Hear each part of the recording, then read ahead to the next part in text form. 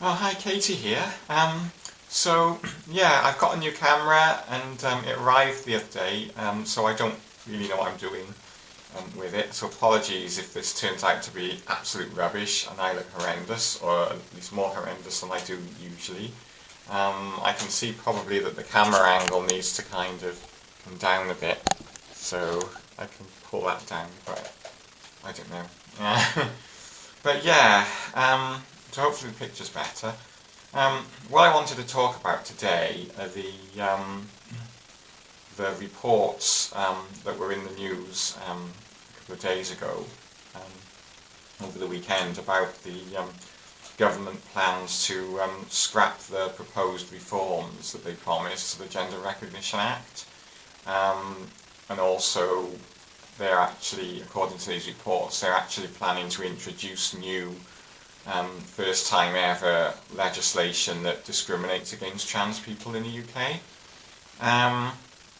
So the report surfaced Saturday evening and early Sunday morning, and they've caused such a lot of worry and sort of fraught discussion amongst my social group, my transgender friends, and across the whole trans community in the UK. So basically, the Gender Recognition Act.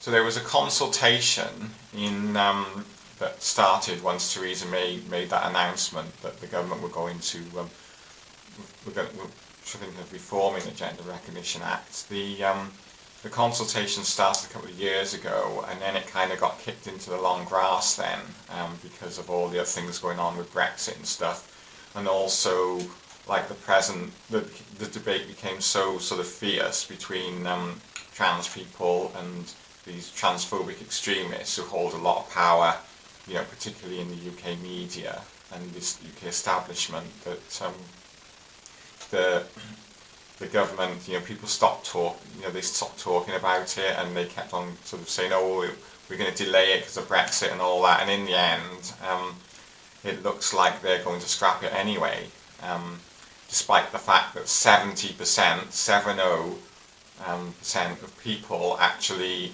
responded to the consultation, because it went to public consultation, in favour of trans rights and in favour of making it easier for trans people to change their birth certificates, in favour of legal recognition for non-binary people. But 70% of the public were in favour of that, but our government has just turned around, according to these reports, and said, oh, well, we're going to ignore what the majority of people want, and we're going to go for what a minority of transphobic extremists and alt-right, far-right sort of fascists want. So that's what happened, and they will say that they rejected it because of a transgender conspiracy. Seriously, our government are saying they rejected it because they believe that the trans lobby, quote unquote, deliberately skewed the results to put it into trans people's favour. So they believe there's these people believe there's a trans lobby, there's a transgender agenda, and that we're plotting to take over the world. And our government, Boris Johnson, Liz Truss, and the UK government believe that.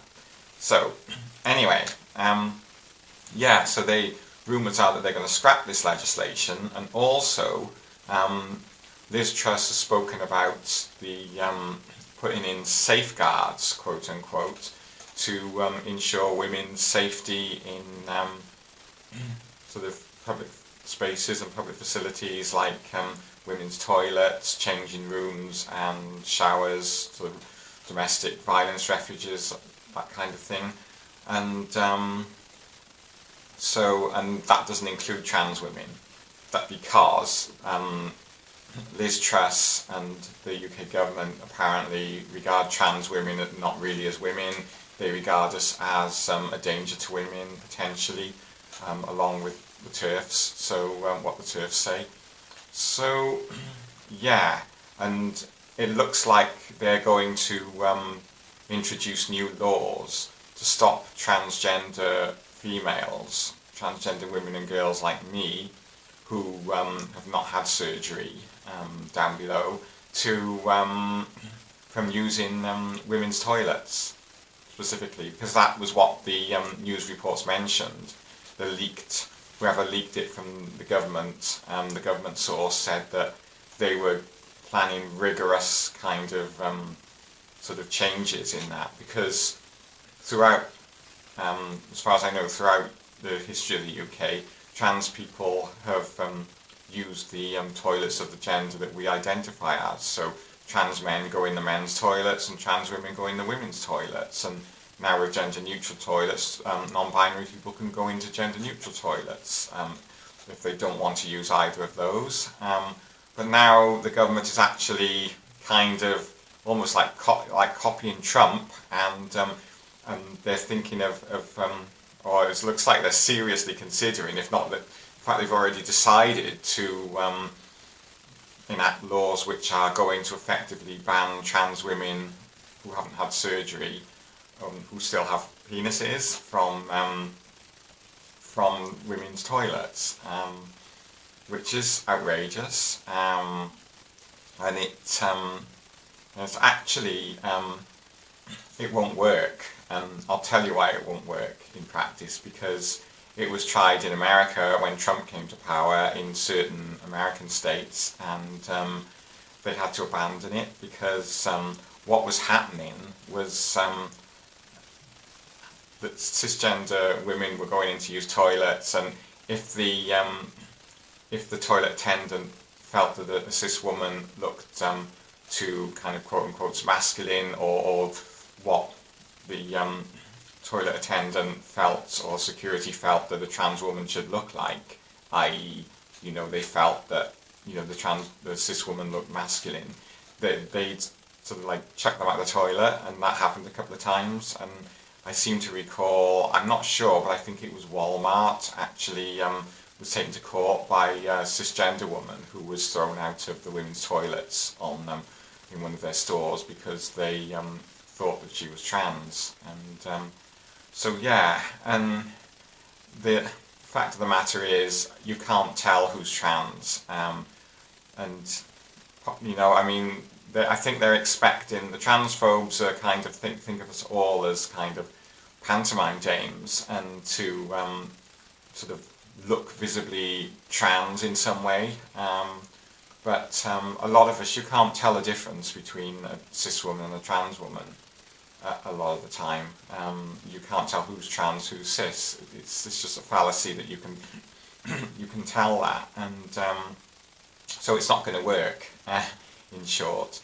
But our government want to proceed with it by the look of it, and they want to try this where Trump failed. So how they're going to police it, I don't know, because you would literally have to check everybody's genital status, whoever uses a women's public lavatory, and presumably a men's public lavatory as well, because I guess they don't want trans men using men's loos.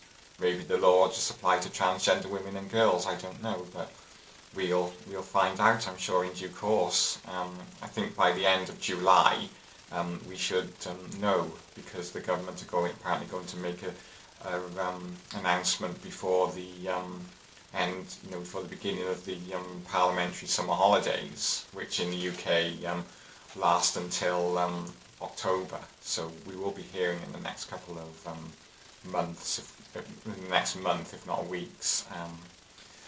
So yeah, just looking at what I've written here, it is of course unsafe for trans women and girls to share toilet facilities and changing room facilities and shower facilities with the men.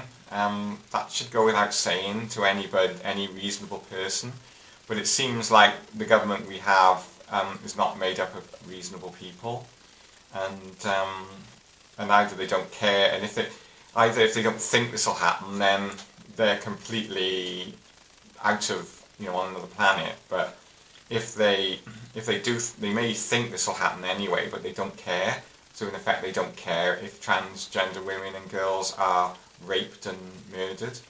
So yeah, I mean, now how many cis women are actually going to be happy about their boyfriends and husbands sharing male sharing sort of like male changing rooms, toilets, and showering naked, for instance, in men's showers with other women who happen to be trans. I mean, like me, or even like younger women, sort of like, you know, like 19 to 20, you know, because like most trans women actually a lot of trans women who haven't had surgery, like, are going to be in their in their late, in their late teens, early 20s, and so, I mean, how many cis women are going to be happy with their husbands showering naked with a woman in her late teens, early 20s? I don't think many cis women are actually, Boris. So, you know, I mean, your own common sense should tell you that. And, I mean, so yeah, I mean, I think in reality what's going to happen is that people are just going to ignore this law, and I think that's what happened in America as well, and we're just going to continue as we were before.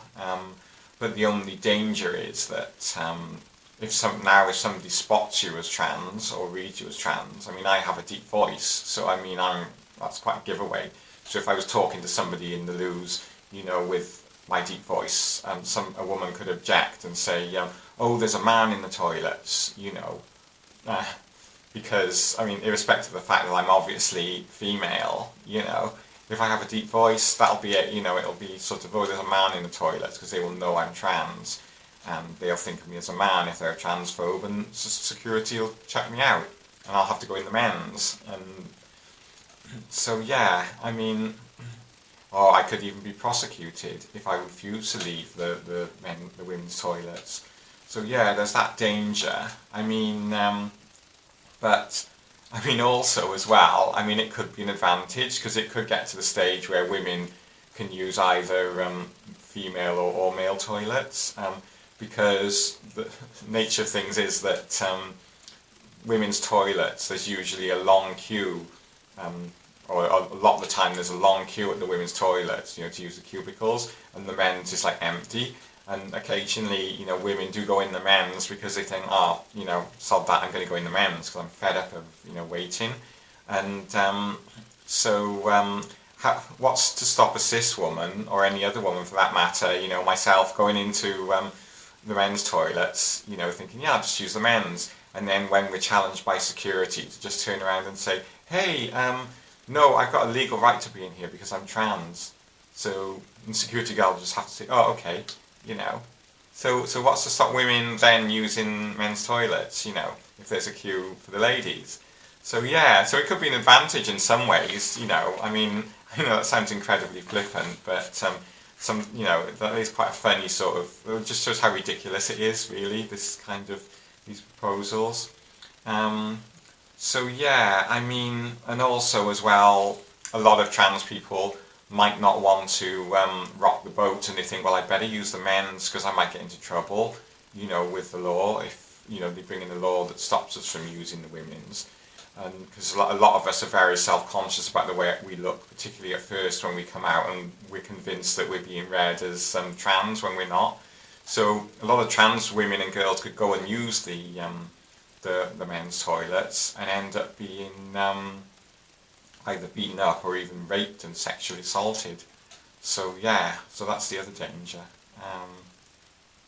It is absolutely disgusting, really. I mean, to think that the government have been saying, oh, well, we have to push ahead with Brexit because 52% of people voted for Brexit, and so it's the people's democratic decision, so we must follow a democratic decision whether you like it or not. And then as soon as something comes their way where 70% of people have voted in favour, and it's something they disagree with, like supporting trans rights, they will turn around and say, oh, well, we won't go with the 70%, we'll go with the 30% of alt-right people, sort of TERFs and fanatical transphobes and sort of like religious Christian fundamentalist extremists and other fundamentalist extremists as well. Because a lot of religious people are okay actually anyway. So, but yeah, so they've decided to go with the kind of sort of far right.